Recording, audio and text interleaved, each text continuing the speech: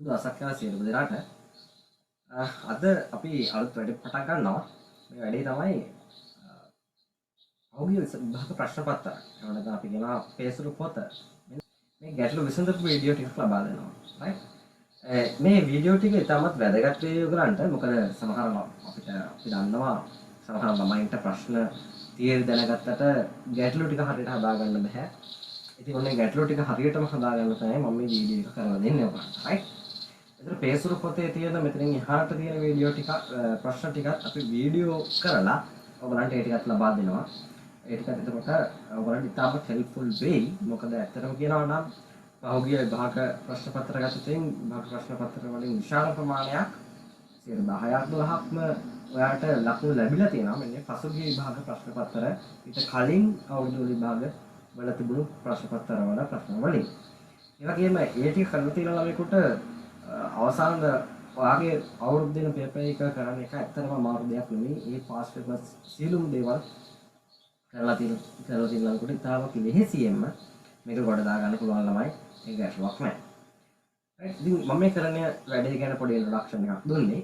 ඒ වගේම මම ගැන පොඩි ඉන්ට්‍රොඩක්ෂන් එකක් දෙන්නම්. මම අමිලගොන්න අපනායක. මම මොරටු විශ්වවිද්‍යාලයේ ගෞරව ඉංජිනේරු ගෞරව උපාධිධාරී. right ඉතින් මේ වීඩියෝ එකත් එක්ක අවලා ඉන්න යාළුවන්ට ෂෙයා කරන්න. මේක ඉතාමත් වැදගත් වීඩියෝ කරන්ට ඔයගොල්ලන්ගේ ගැටලු නිරාකරණය කර ගැනීම. මේක සම්පූර්ණයෙන් ඔයගොල්ලන්ට ළමයි තියරි ටිකක් එක්කම ගැටලු විසඳන්න කොහොමද කියන එක ඉතා පැහැදිලිව කතා කරලා දෙනවා. right එහෙනම් අපි යමු පළවෙනි ප්‍රශ්නෙට.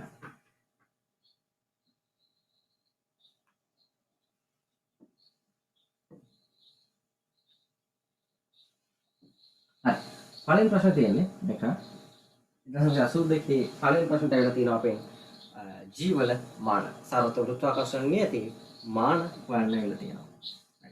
බලමු මාන හොයන්න. මේකේ මාන හොයන්න යන කලින් මම කතන්දරයක් ඔයගලන්ට කියලා දෙන්නම්. නිව්ටන් කියපු ගුරුත්වාකර්ෂණ සම්බන්ධව කියපු කතන්දරය. right භෞතික විද්‍යාව ගොඩනගෙන තමයි සංකල්ප සහ නියම එකනේ. right මේ කතන්දරය කියන්නේ මම අතන නියමයක්. මේ ගුරුත්වාකර්ෂණ බලය පිළිබඳව ඉදිරිපත් කරපු නිව්ටන් නියමය. වස්තුන් දෙකක් තියෙනවා නම් M1 හා M2 මේ වස්තුන් දෙක අතර අන්තර් ආකර්ෂණ බලයක් ඇති වෙනවාලු. right අන්තර් ආකර්ෂණ බලයක් ඇති වෙනවාලු. ඒ දෙන්න සැලකිය යුතු දුර ප්‍රමාණයකින් තිබුණොත් right සැලකිය යුතු දුර ප්‍රමාණයකින් තිබුණොත් ඒ දෙන්න අතර ආකර්ෂණ බලයක් ඇති වෙනවා. ඔන්නේ බලයේ විශාලත්වය ළමයි නිව්ටන් ගන්න පුළුවන් කියලා කිව්වා. මෙන්න මෙහෙම. නිව්ටන් කිව්වා මෙන්න මේ ඇතිවන ගුරුත්වාකර්ෂණ බලයේ විශාලත්වය අණුව සමානුපාතිකයි ඒකලංගේ ස්කන්ධ වල ගුණිතයට. ඒ වගේම මෙන්න බලය ප්‍රතිලෝම සමානුපාතිකයි කියලා කිව්වා. ඒගොල්ලන්ග අතර දුරේ වර්ගයට. ඒගොල්ලන් අතර දුරේ වර්ගයට ප්‍රතිලෝම සමානුපාතිකයි කියලා කිව්වා. හරි. තවචනයක් කිසියම් බලයක් ප්‍රතිලෝම සමානුපාතික වෙනවා නම් දුරක වර්ගයකට අන්නේ බලයට කියනවා ප්‍රතිලෝම වර්ග නියමය පිළිපදින බලයක් කියලා. right මේකෙන් ළමයි අපිට ගන්න පුළුවන් සමීකරණයක් x සමානයි gm1 m2 යට r වර්ගය කියලා. right ඔහොම සමීකරණයක් ඔයාලට ගන්න පුළුවන්. ඉතින් මේ සමීකරණය අනුව තමයි අපිට මේ g හොයා ගන්න වෙන්නේ. මේ g ළමයි නියතයක්. මේ g කියන්නේ නියතයක්. right මේ g නියතයට කිව්වා සාර්වත්‍ර ගුරුත්වාකර්ෂණ නියතය කියලා. සාර්වත්‍ර ගුරුත්වාකර්ෂණ නියතය කියලා මේ g නියතය හඳුන්වා දුන්නා. right සාමාන්‍ය මේ g නියතයේ අගය g සමානයි 6.67 වැඩි කිරීම 10 ඍණ 11ක් වගේ වෙනවා. right පොඩි අගයක්. එහෙනම් මෙන්න මේ සැලකිය යුතු බලයක් ඇති වෙන ළමයි මෙන්න මේ M1 හා M2 ඉතා විශාල ස්කන්ධයන් විය යුතුයි. මොකද මෙයා ඉතා පොඩි කුඩා නිසා. right සාමාන්‍ය මේ M1 කියන ස්කන්ධය සාමාන්‍යයෙන් ග්‍රහලෝකයක ස්කන්ධයට සමාන විය යුතුයි. ග්‍රහලෝකයක ස්කන්ධයට වගේ සමානයි නම් මේ M1 ස්කන්ධය ඒක අපිට සලකන්න පුළුවන්. අපිට කියන්න පුළුවන් මෙයා ඉතා විශාල ස්කන්ධයක්. ඒක නිසා මේ සැලකිය යුතු ගුරුත්වාකර්ෂණ බලයක් ඇති වෙනවායි කියලා. right හරි මේක තමයි මේ ප්‍රශ්නෙට දාන බෑග්ග්‍රවුන්ඩ් එක කොහොමද කොට නැගුණේ කියන එක සම්බන්ධව. right ප්‍රශ්නය කරන්න ගියොත් ළමයි බලන්න ප්‍රශ්نين අහන්නේ මෙයාගේ මාන. ඉතින් අපි එකකින් උක්ත කරගමු g. g උක්ත කරගමු. එතකොට g සමානයි f r වර්ගය m1 m2 ගුණිතය. right? එතකොට f කියලා කියන්නේ අපිට මතකයි mlt ඍණ 2 වාරයක් r කියලා කියන්නේ l වර්ග I m1 කියන්නේ ස්කන්ධයක් නේ ස්කන්ධයේ මානය m m m එකක් කැපෙනවා. right? එතකොට ඔයාලට එනවා m l 3 t ඍණ 2 මේක තමයි g වල මාන වෙන්නේ. g වල මාන වෙන්නේ ඕවා. right? ඉතින් මේ පිළිතුරු තියෙන්නේ කොහෙද ළමයි? අංක 5 පිළිතුරු තියෙනවා. මේ පිළිතුරු තියෙනවා අංක 5. right? ඉතින් මොනවා හරි ගැටලු තියෙනවා නම් මේක සම්බන්ධව කමෙන්ට් එකක් දාන්න තමයි හරි. ඒ ගැටලු වලට අපි පිළිතුරු ලබා දෙනවා ඉදිරියේදී. right. අපි දෙවෙනි ප්‍රශ්නට ගියොත් දෙවෙනි ප්‍රශ්නේ කියන්නේ ස්කන්ධයේ M වූ චන්ද්‍රිකාවක් පෘථිවිය වටා අරය R වූ වෘත්තාකාර කක්ෂයක ගමන් කරයි. මේ වෙනම ගමු.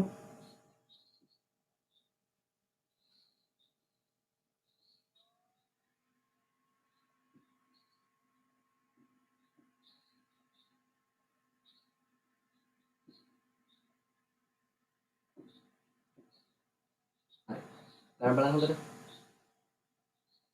ස්කන්ධයේ M වූ සිබල M වූ චන්ද්‍රිකාවක් පෘථිවිය වටා අරය R වූ වෘත්තාකාරයේ කක්ෂයක ගමන් කරයි. පෘථිවිය ස්කන්ධයේ කැපිටල් M නම් චන්ද්‍රිකාවේ මුළු ශක්තිය. චන්ද්‍රිකාවට කොහෙන්ද ශක්තිය? චන්ද්‍රිකාවට ළමයි ශක්තිය ලැබෙනවා. දැන් ශක්තිය තියෙනවා ගුරුත්වාකර්ෂණ විභව ශක්තියක් කියලා එකක් සහ ගුරුත්වාකර්ෂණ විභව ශක්තියක් කියලා එකක් සහ මෙයාට තව තියෙනවා මෙයාට ප්‍රවේගයක් තියෙන නිසා චාලක ශක්තියක් තියෙනවා. මොකද්ද ඒ ගාන එතකොට?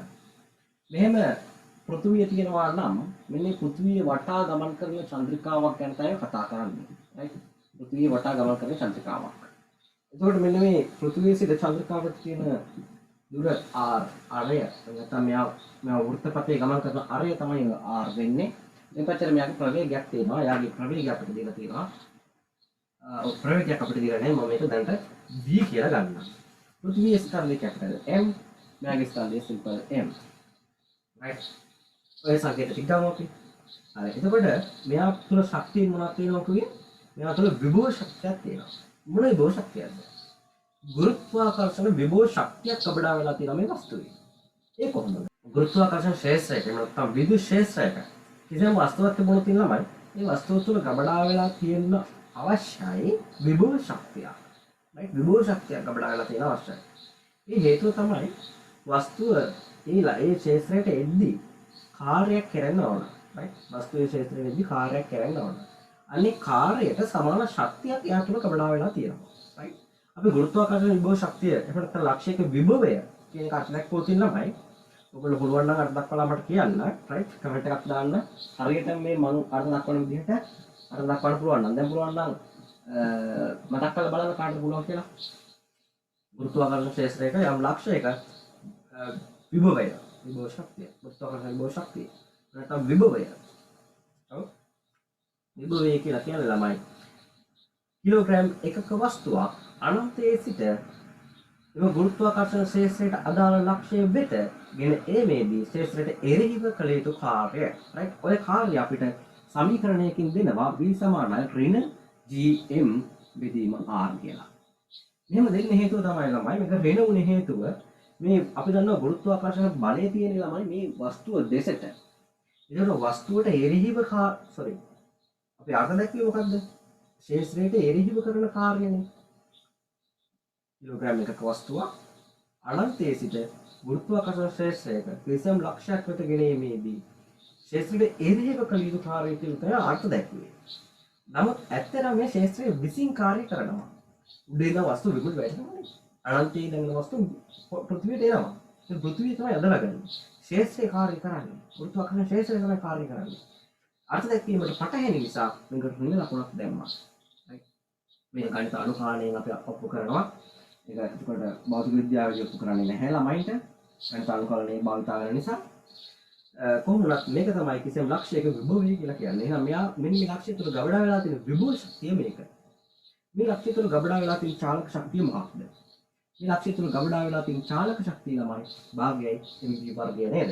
භාගය mv වර්ගය. ඔන්නේ ලක්ෂ ඔය දෙන්නාගේ චාලක ශක්තිය ගත්තොත් එහෙම මම ke කියලා දාන්න. kinetic energy භාගයයි mv වර්ගය. එහෙනම් මේ දෙන්නගේ එකතුව තමයි ගන්න තියෙන්නේ. මේ දෙන්නගේ එකතුව ගන්න ගියාම මම දන්නේ නැහැ. මෙන්න මේ v පදේ දන්නේ නැහැ. v හොයාගන්න වෙනවා. v වර්ගයක් තමයි හොයාගන්න තියෙන්නේ. මේ ලේසි අපිට බලමු v වර්ගය හොයාගන්නේ කොහොමද කියලා. right මම දන්නවා මෙහෙම වෘත්තපතයක මෙහා යනවා නම් මෙහා තුල ඇති වෙන්න ඕනේ කේන්ද්‍ර අභිසාරී බලයක්. කේන්ද්‍ර අභිසාරී බලයක් ඇති වෙන්න ඕනේ මෙහා වෘත්තපතයක යන නම්. මේ බලය එතකොට මම ගන්නම් F කියලා. මෙයා තුල ඇතිවල කේන්ද්‍ර අභිසාරී බලය F කියලා ගන්නවා. right මේ කේන්ද්‍ර අභිසාරී බලය දෙන්නේ මෙයාගේ ගුරුත්වය නිසා. ගුරුත්වාකර්ෂණ බලය තමයි F කියලා කියන්නේ. right ඔය කේන්ද්‍ර අභිසාරී බලය සමාන වෙන්න ඕන. කියන්නේ ගුරුත්වාකර්ෂණ බලය m1 m2 අපි දැන් අපේ සංකේත වලින් ගමු. බෙදීම කැපිටල් R මේකනේ R වර්ගය සමාන වෙනවා වෘත්තපතයක v ප්‍රවේගයකින් m අංශුවක් ගමන් කරනවා නම් ඒ අංශුව මත කේන්ද්‍රයේ දෙසට යොමු විය යුතු බලයට සමානයි මේ වෘත්තපතයක යනවා නම් මේ කේන්ද්‍රයේ දෙසට යොමු විය යුතු බලය mv වර්ගයට R mv වර්ගයට R මේක තමයි යොමු විය යුතු බලය මේක දෙනවා කවුරු හරි කවුද එතරම් දෙන්නේ මේ ගුරුත්වාකර්ෂණ බලය. ඉතින් ඔයාලට මෙතන කපලා මේකේ v වර්ගය උපත කරගන්න පුළුවන්. v වර්ගය ලබා ගන්න පුළුවන්. v කියන්නේ v වර්ගය කියන්නේ gm බෙදීම r. ඔන්න v හොයාගත්තා. gm බෙදීම r. ඉතින් අපි මේකට ආදේශ කරමු. ඔය හොයාගත්ත එක. මේ ශක්තියින් දෙකේ එකතුව තමයි මුළු ශක්තිය වෙන්නේ. right? ඉතින් ඔයාලට ලැබෙනවා ළමයි මුළු ශක්තිය ගත්තොත්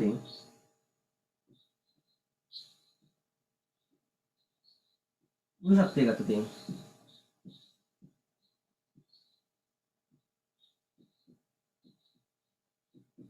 විභව ශක්තිය ධන චාලක ශක්තිය. right? ඒක විභව ශක්තිය අපි ඍණ gm අර කිසියම් ලක්ෂයක විභවය නෙමේක. right? විභවය තමයි මේක. මේ කියන්නේ මොකද්ද? මෙතන කැපිටල් M ඉන්න ඕන. අපි වස්තු අදාළ වස්තු ස්කන්ධය මෙතන දෙන්න ඕන. වස්තු එන්නේ ඇත්තටම කියනවා පෘථිවිය නැත්නම් ගුරුත්වය දෙන විශාල වස්තු ස්කන්ධය. right? නැත්නම් ශේෂ්ත්‍රයේ හදන වස්තු ස්කන්ධය මෙතන දෙන්න ඕන. right? මේ ආවේ මොකද්ද? ඒකක කිලෝග්‍රෑම් එකක වස්තුවක් නේ මේකට. එහෙනම් සිම්පල් m බර සහිත වස්තුවක් ඒ ලක්ෂය වෙතට ගෙනීමේදී කළ යුතු කාර්යය අපි සිම්පල් m වලින් වැඩි කරන්න ඕනේ. මොකද මේක තියෙන කිලෝග්‍රෑම් එකකට සිම්පල් m වලින් වැඩි කරන්න ඕනේ යාට සම්පූර්ණ සිම්පල් m සඳහාම කළ යුතු කාර්යය ගන්න. මේක ඉතින් අර ඇපල් ගෙඩි ගණන් නේද? එකක 20යි, එක ඇපල් ගෙඩියක් 20යි. ඇපල් ගෙඩි ගානෙන් කරපුවාම මුළු කොස්ට් එක මුළු ගාන එනවා. ඔවගේ මේ එකකට ශක්තිය m වලින් වැඩි කරපුවාම ඒ m ස්කන්ධය දෙන්න ගෙනීමේදී කළ යුතු ශක්තිය එනවා. right? මේ m ස්කන්ධය මෙතන ගෙනීමේදී කළ යුතු ශක්තිය එනවා. right? මේක ගොඩක් තර්ක කරන්න දෙයක් නෑ ළමයි. මේක ඔයගලන්ට භෞතික විද්‍යාවේදී ඔප්පු කරන්න ඇතරම තියෙන්නේ මැත්ස් කරලා විතරයිනේ. හරි? හරි. එතකොට මෙතන gm බෙදීම r ධන භාගයයි m v වර්ගයට වඩා ආදේශ කරනවා පුළුවන් gm යට r. right? දැන් මෙතනින් වාට එනවා පිළිතුර මේ සම්පූර්ණ එකකින් භාගයක් අඩු වෙනවා. මේ වගේ එකක් තමයි දැන් තියෙන්නේ. right? මේකෙන් භාගයක් අඩු වෙනවා. එතකොට ඍණ gm m බෙදීම 2r. මේ පිළිතුර කොහෙද තියෙන්නේ කියලා බලමු. මේක තමයි මුළු ශක්තිය වෙන්නේ. මේ පිළිතුර තියෙන ඔයාලට ප්‍රශ්න උත්තර අංක 2. උත්තර අංක 2 මේ ප්‍රශ්න පිළිතුර තියෙනවා. හරි. ළමයි මේ වීඩියෝ කරන්නේ ඒ නිසා ගොඩක් හයියෙන් කතා කරන්නේ නැහැ. මම හිතන්නේ පැහැදිලි ඇති. ඔයගලන්ට මොනවද ප්‍රශ්න තියෙනවා කමෙන්ට් එකක් දාලා තියන්න අපිට බලන්න පුළුවන් වෙලාවක. බලන්න පුළුවන්. එහෙම නැත්නම් මගේ ගෲප් එකට ඇඩ් වෙලා මැසේජ් එකක් දාලා තියන්න. හරි. right. අපි තුන්වෙනි ප්‍රශ්නේ බලමු. තුන්වෙනි ප්‍රශ්නේ ආවේ මේක නොගෙනිය හැකි වේගයකින් අවකාශයේ නිදහසේ පාවෙන අභ්‍යවකාශ යානයක්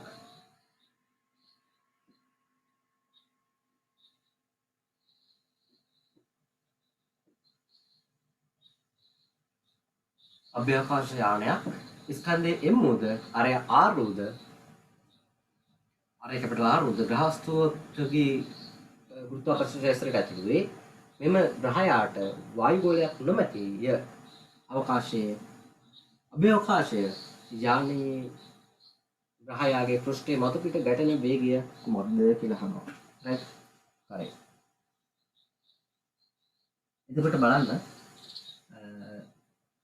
මේ ප්‍රශ්නේ හොඳට බලන්න කියවලා අදාළ සසුතුලේ ප්‍රශ්නේ නෙමෙයි. හරි.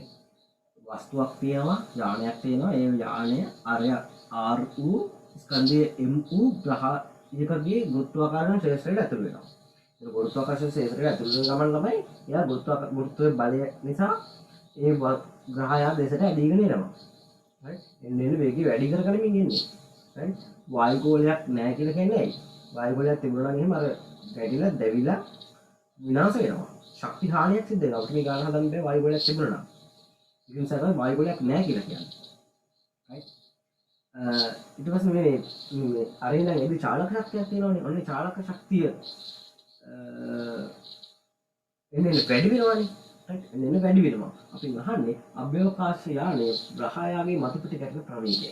ඒතර වේගය තමයි අහන්නේ. right? හරි. කිසියම් වස්තුවක් ගබඩා වෙන විභව ශක්තිය ගන්න සමීකරණයක් අපි දැන් ඉගෙන ගත්තා. විභව ශක්තිය ගන්න සමීකරණය තමයි ළමයි මොකද්ද?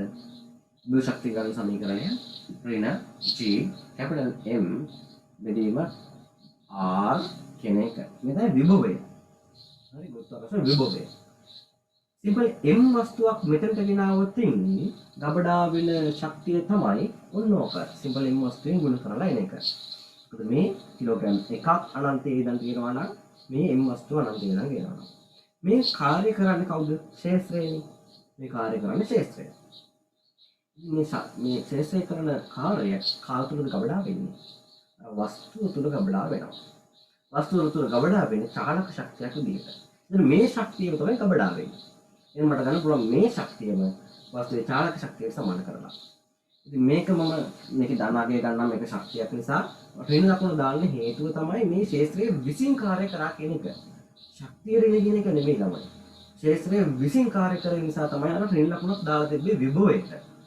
හරි මොකද විභවය අර්ථ දක්වන්නේ ශේෂ්ත්‍රයට එරෙහිව කළ යුතු කාර්යනේ. ඒක ශේෂ්ත්‍රයේ විසින් කාර්ය කරා නම් ඒක ඍණ කියලා දානවා. හරි මේක ධනාගයම ගන්නම් මේ චාලක ශක්තියට සමාන කරන්න. ඒකට භාගයයි m v වර්ගය. ඒකට m ටෙන් කැපෙනවා. එතකොට යාට එනවා 2යි gm වල v සමානයි 2යි gm බෙදීම r වල වර්ග මූලය. ඒක පිළිතුර තියෙනවා එකේ. අකේ තියෙනවා. මම දැන් පැහැදිලි මොනවා ප්‍රශ්න තිබුත් තමයි අහන්න. හරි. ඊළඟට තුන්වෙනි ගැටලුවට අපි ගියොත් හතරවෙනි ගැටලුවට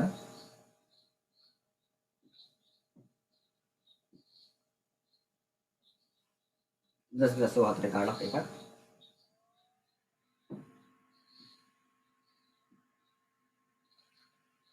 ග්‍රහවස්තු දෙකක පෘෂ්ඨයේ මත G නිදහසේ වැටීමේ ත්වරණයේ අගයත් එකිනෙකට සමාන වනුයේ. හරි. වස්තු දෙකක් මත ග්‍රහවස්තු දෙකක පෘෂ්ඨ මත G නිදහසේ වැටීමේ ත්වරණයෙහි අගයන් එකිනෙකට සමාන වනුයේ. right? ග්‍රහයේ ස්කන්ධවල අනුපාතය ඒවායේ ආර්ය අතර අනුපාතයට සමාන වුණේය. මේක මේවා කියවන්නත් කලින් අපි මේ ජීවන සමීකරණය මොකක්ද කියලා බලමු. කියවලා කාලේ නාස්ති කරන්න අවශ්‍ය නැහැ. කියවලා මේ කියව කියලා එකපාරට උත්තරයක් අපිට තා ගන්න බෑ. සමහර ඒවා අයින් කරන්න පුළුවන් වෙයි. නමුත් එකපාරට හරියම උත්තරේ ගන්න බෑ. ඒ නිසා මේ වගේ ප්‍රශ්නයකදී ළමයි ඔයගොල්ලන් සිද්ධ වෙනවා මොකද්ද? නිවැරදි උත්තරය ගන්න නම් ඔයාලට සමීකරණය පොඩ්ඩක් ඇනලයිස් කරන්න. රයිට්? වස්තුවක් අර පෘෂ්ඨයේ ආසන්නයේ තියෙනකොට අපි ගුරුත්වාකර්ෂණ ත්වරණය g ගන්නවා g capital M බෙදීම r වර්ගය කියලා. රයිට්? g capital M බෙදීම r වර්ගය කියලා අපි සලකනවා. රයිට්? මම මෙන්න මේ වස්තු දෙක සඳහාම g දැන් එකම අගයක් වීමට කියලා කියනවනේ. වස්තු දෙක සඳහාම m1 m2 කියලා දාගෙන මේ එකක් ගන්නම් මම. m1 හරගෙන ගන්නවා එතකොට ඒකට g m1 m2 බෙදීම r2 වර්ගය. එතන g ට g len කැපෙනවා. මෙතනින් මට එනවා මෙතනින් එනවා ළමයි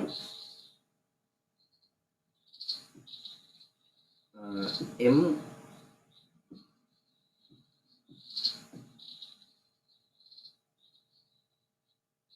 ඕඩිලියන m1 යට m2 සමානයි r1 වර්ග බෙදීම r2 වර්ගය කියලා එනවා. එතකොට මේකෙන් ඔයාලට පැහැදිලි අරගේ අනුපාතය සමාන වෙනුවේ. මෙහෙමට රයිට් බලන්න. ස්කන්ධ වල අනුපාතය ඒ වාගේ අරයන්ගේ අනුපාතයට සමාන වූ විටය. මෙන්න ස්කන්ධ අතර අනුපාතය. මේ දෙක සමාන වෙනකොට එකම ජීවන අවස්ථාවේදී ස්කන්ධ වල අතර අනුපාතය මොකට සමාන වෙලා තින්නේ? අරයන්ගේ වර්ග වල අනුපාතයට සමාන වෙලා තියෙන්නේ. අරයන්ගේ වර්ග වල අනුපාතයට. ඉතින් එහෙනම් මේ දෙක උත්තරේ වාට ගන්න පුළුවන්. ග්‍රහවල ස්කන්ධ වල අනුපාතය යාගේ අරයන්ගේ වර්ග වල අනුපාතයට සමාන වූ විටය. දැන් මෙතනින් හට මට කියවල දෙයක්වත් නැහැ. මොකද වෙලාවක් විතරයි. රයිට්. සරල දෙයක් තියෙනවා. මේ කිව්ව කාරණේ අපි සමීකරණයෙන් බැලුවා මොකද්ද කරන්න තියෙන්නේ කියලා. රයිට්. හරි. අපි ළඟ ප්‍රශ්නට යමු.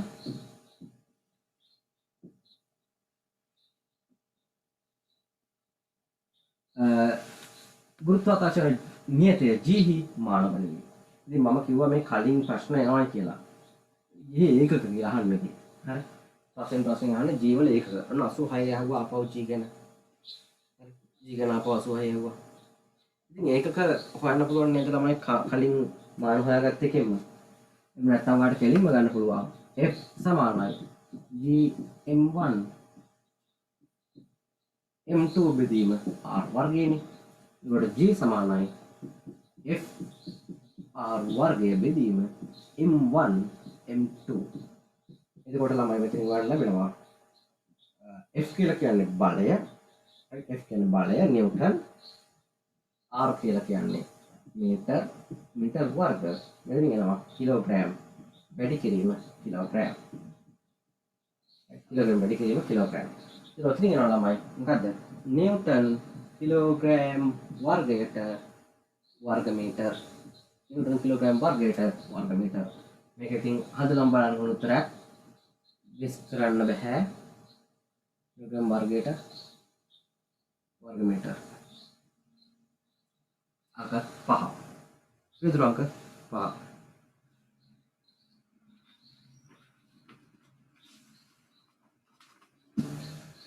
right. අපි ඊළඟ ප්‍රශ්නත් එක්කන්ට බලමු.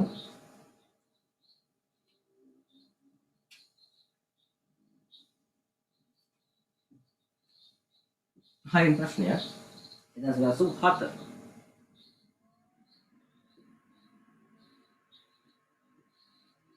මොකද කියන්නේ? m පෘථිවි ස්කන්ධයේද g ගුරුත්වාකර්ෂණ නියතයද නම් පෘථිවි කේන්ද්‍රයේ සිට r දුරකින් ලක්ෂයක දී ගුරුත්ව ත්වරණයේ විශාලත්වය. මේක තමයි මේ තව සරල දෙයක්. හරි. මේක එන හැටි මම පොඩ්ඩක් කියන්නම් එහෙනම්. හරිද? මේ වස්තුවක් ගත්තොත් එහෙම මේක ස්කන්ධය m1 මම දගන්නවා m2 කියලා. හරි. මේ දෙන අතර ඇතිවන්නා වූ බලය F කියලා අපි ගමුකෝ. මේ දුර R කියලා ගමුකෝ. ඉතින් අපි දන්නවා මේ ඇතිවන R වල F වල අගයමට ලියන්න පුළුවන් සමානයි J m1 m2 බෙදීම R වර්ගය.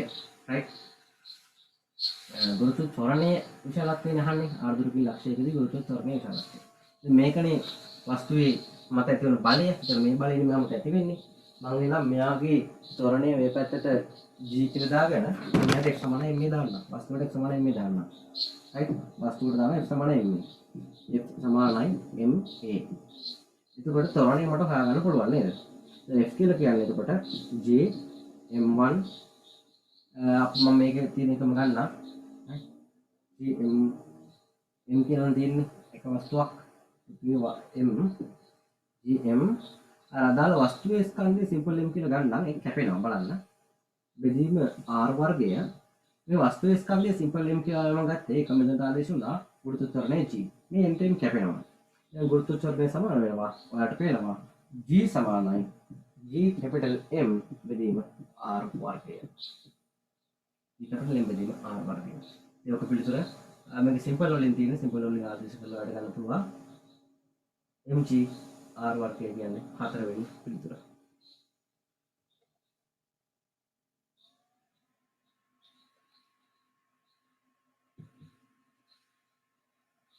ඊළඟ 7 වෙනි එක බලමු අපි.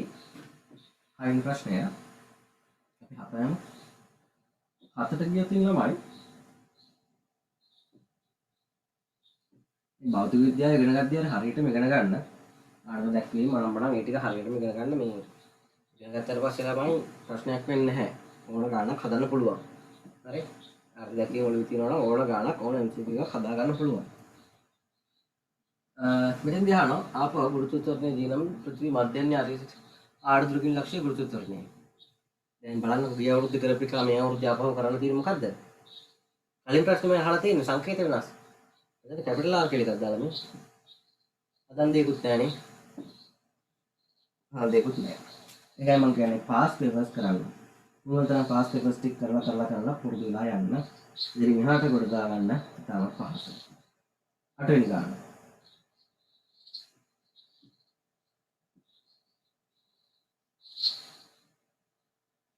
පෘථිවි මතදී කිලෝග්‍රෑම් 760ක් වූ මිනිසෙක් සඳ වෙත ගමන් කරයි. සඳෙහි ස්කන්ධය එන්ද ඒ අරය ආර්ද ගුරුත්වාකර්ෂණ නියතයේ g නම් සඳ මතදී මිනිසාගේ බර SI ඒකක මගින් බෙරු ලබන්නේ. මේකෙදී භෞතික විද්‍යාවේදී අපි යාන්ත්‍ර විද්‍යාවේදී භාවිත කරන සංකල්පයක් ගන්න වෙනවා. මේ වස්තුවක බර කියන එක අපිට ගන්න සිද්ධ වෙනවා. වස්තුවක බර එමෙන්න ගුරුත්වාකර්ෂණ බලය තමයි වස්තුවක බර කියලා කියන්නේ. එතකොට m ස්කන්ධයක් සහිත මිනිසෙක් මෙහෙම හිටියොතින් මේ පුද්ගලයා මත පහළට ඇතිවන්නා වූ බර හරි ඇතිවන බලය බලය අපිට ගන්න පුළුවන් අපිට සරල ගන්න වෙනවා මෙතනදී mg කියලා. සරලව ගන්න වෙනවා mg කියලා. හරි. එහෙම නැත්නම් ඇත්තටම එක තමයි f සමානයි jm m බෙදීම r වර්ගයනේ. අර g වෙනුවට මෙන්න මේක ආවනේ දැන් පොඩ්ඩක් කලින් මම සුළු කරේ.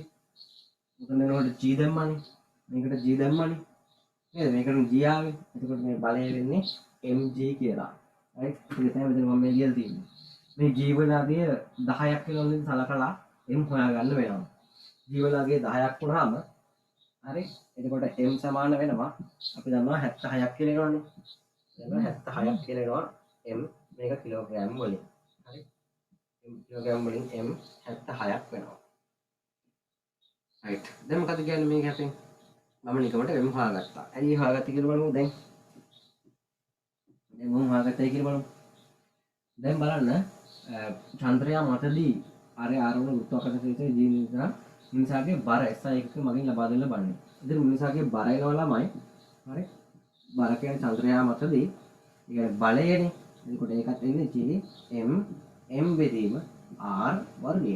මරකම තමයි චන්ද්‍රයා මතදී කියලා මේ සමීකරණය වෙනස් වෙන්නේ නැහැ. වස්තු දෙකේ ස්කන්ධ දෙකේ ගුණිතය බෙදන්නේ r වර්ගයකින් මේ g නියතය කොහොමද නියතයක් නිසා ඒක වෙනස් වෙන්නේ නැහැ. ඉතින් මේ මෙතන දන්නේ නැත්නම් අපි m විතරයි m දැන් අතන හොයාගන්න තියෙනවා. ඒක 76යි g m බෙදීම r වර්ගය. තා පහසුයි. පිළිතුර එනවාට අංක 2. right 8 වෙනි ගානත් හදුවා ළමයි අපි යමු මන්ට 9 වෙනි ගානට. right මම මේ තියරි කොටසත් එකම පොඩක් මතක් කරලා දැන් මේ තියරි ටික කලින් ටික මතක් කරලා තියෙනවා. අපවට මතක කරලා දෙයක් තියනවද? නැහැ. මම අත්‍යවශ්‍ය තැනදී කියලා දීලා නැති තියරි කොටස් කියලා දීගෙන ඉස්සරහට යන්නම්. හරි. ඊට පස්සේ ළමයි මෙතන දිගට තව ගානක් තියෙනවා. 91 දිගානක් දීලා තියෙනවා. ගුරුත්වාකර්ෂණ ශක්තිය තවත් ගානක්. අනිවාර්යෙන් හැම අවුරුද්දකම ගානක් දෙනවා. මේක දීලා තියෙන පෘථිවි ස්කන්ධය හා ආරේ පිළිවෙලින් R ද සාර්වත්‍රික ගුරුත්වාකර්ෂණ නීතියේ ජීවිතනම් පෘථිවිය පෘෂ්ඨයේ සිට h උසක ගුරුත්ව ත්වරණය අනේ ළමයි හරි පහසුයි නේද? මොකද වෙන්නේ? කලින් උක් ගත්තා G සමානයි කැපිටල් G m බෙදීම R වර්ගය කියලා. ඉතින් මේ තියෙන කේන්ද්‍රයේ ඉඳන් අදාළ වස්තුවට තියෙන දුර. ඒතර කේන්ද්‍රයේ ඉඳන් මේ වස්තුවට තියෙන දුර R දුරකින් ඉන්නේ. ඒ කියන්නේ පෘථිවිය හරය R මෙතනින් තව h උසකින් ඉන්නේ. හරි මෙතන තව h උසකින් ඉන්නේ. ඒතකොට මුළු උස r ධන h. එහෙනම් ළමයි මෙතන වට ආදේශ කරන්න වෙනවා. මෙතන g සමාන වෙනවා g m බෙදීම r ධන h. නේද? සිම්පල් h කැපිටල් h දීලා තියෙන්නේ. කැපිටල් h දීලා තියෙන්නේ. කැපිටල් h වල වර්ගය. ඔක තමයි ගුරුත්ව ත්වරණය. මොකද වෙන්නේ ළමයි? මෙන්න මේ ගුරුත්ව ත්වරණය එන්නේ අඩු වෙනවනේ. ඈතට යන්න ගුරුත්ව ත්වරණය එන්නේ අඩු වෙනවා. මොකද වැටපදේ වැඩි වෙනවා. වැටපදේ වැඩි වෙනවා. ඒක ගුරුත්ව ත්වරණය එන්නේ අඩු වෙනවා. right. අපි ළඟට 10 වෙනි ප්‍රශ්නයක් බලමු. ගොඩාක් විස්තර කරන්න දෙයක් නැහැ ළමයි. මට කරගන්න පුළුවන්. හරි. එහෙනම් මේ වීඩියෝ එක අපි මේ වීඩියෝ එකෙන් දැන් අතරෙමු. මෙතනින් එහාට තියෙන ප්‍රශ්න එක ඊළඟ වීඩියෝ එකේදී කතා කරමු. එහෙනම් වීඩියෝ එක මේ වැඩ පිළිවෙල ගැන හැමෝම දැනුවත් කරන්න. ඒ වගේම යාළුවන්ට ෂෙයා කරන්න වීඩියෝ එක. ඕගොල්ලෝ බලන්න. ඉස්සරහට තියෙන ප්‍රශ්න ටික ඔයගොල්ලෝ තනියම විසඳලා බලන්න කොහොමද පිළිතුරු ලබා ගන්න අරගෙන තියෙන්නේ. කොහොමද ඒකට විවරණ ලියන්නේ. ඒ කාරණා ටික ඊට පස්සේ ඔයගොල්ලෝ බලන්න පුළුවන්. හැමෝටම